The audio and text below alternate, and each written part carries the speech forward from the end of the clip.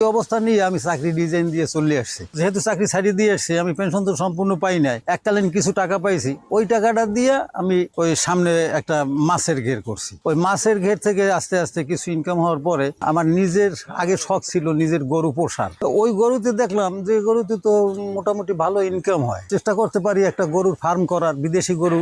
ওই মাছের ঘেরের কিছু ইনকাম, ছেলে ওই মেজো ছেলে যেটা এখানে আসছিল ও তখন কুয়েতে চাকরি করে, ওরাও কিছু পয়সা করে দিয়েছে। আর আমার ওই পেনশনের 10 লাখ টাকা এই মিলিয়ে জিলে আমি ওখানে ফার্ম করার পরে ওই ফার্মের থেকে ইনকাম যে ঢুক পাইছি আর ছেলেদের কিছু ডোনেশন, এইটা দিয়ে 2019-এ 40টা গরু উঠেছে। হ্যাঁ, এরপর তো ওই গরুর থেকে আস্তে আস্তে বাড়তে রয়েছে। তারপর নিজের ভিতরেও একটা উদ্দীপনা আসছে যে একটু ফার্মটারে বড় করা যায় নাকি, যখন এটা কিছু ভালো আয় হইতে আছে। তারপর কিছু লোকজনও খাটতেছে। এখন বর্তমানে এখানে আমার প্রায় 50 জন লোক খাটতেছে আমার ফার্মে। ফার্ম এবং বাইরের কৃষি জমি টমি অন্য ফসলাদি নিয়ে 50 জন লোক খাটে আমার এখানে। কোরবানির জন্য 100 গরু আমি রেডি করতেছি। এর ভিতর 80টা হলো শাহিওয়াল আর 20টা হলো অস্ট্রেলিয়ান।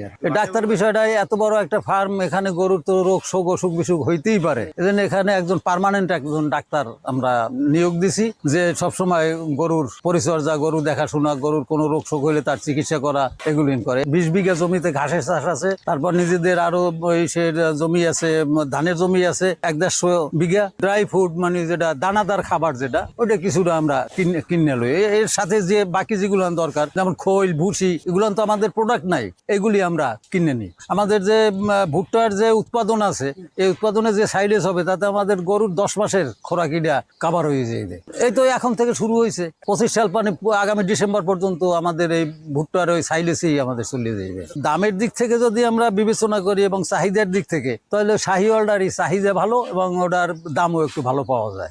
আমাদের তো বায়োগ্যাস প্লান্ট আছে, আমরা বায়োগ্যাস করতেছি এবং উদ্বৃত্ত যে বর্জ্যটা থাকে ওটা থেকে তো আমরা জৈব সার তৈরি করতেছি। আমাদের সামনে ফ্যাক্টরি তো জৈব সারের, ওগুলো এখন পর্যন্ত আমাদের পাঠানোর কোনো সিদ্ধান্ত হয় না। তবে কিছু অর্ডার আছে, ডিলাররা কিছু আগ্রহ প্রকাশ করতেছে। সিলেটের 2টা চা বাগান থেকে অর্ডার আছে প্রায় 2000 টনের মতো। এই তো আমরা এখন পর্যন্ত উৎপাদনে আসি নাই, উৎপাদন শুরু হয়েছে, কিন্তু আমরা ল্যাব টেস্টে আছে, বিএসটিআই এর মানে অনুমোদন পাওয়ার পরে আমরা বাজারজাত করব, কিন্তু উৎপাদন শুরু হয়েছে, বাজারজাত করা হয় না এখন পর্যন্ত। এটা সম্ভব হয়েছে যখন দেখলাম যে আমাদের গরুর গোবর ওয়েস্টেজ হয়ে যাইতেছে, তারপর বিভিন্ন জায়গায় রাখার জায়গা নাই, তারপরে কি করা যাইবে, কেউ এগুলো নিতেছেও না। তখন একটা চিন্তা আসলো মাথার ভিতর, কারণ এই জৈব সারটা সম্বন্ধে তো আমার ধারণা ছিল। ধারণার থেকে ভিতরে একটা কাজ করছে যে তাহলে আমরা এইটা দিয়ে, গোবরটা দিয়ে আমরা জৈব সার করতে পারি কিনা এবং বাজারজাত করা যায় কিনা। গরুর পানিটা 3 বার পিউরিফাইড হয়, 3টা ফিল্টার হইয়া এরপরে পানিটা গরুরে খাওয়ানো হয়।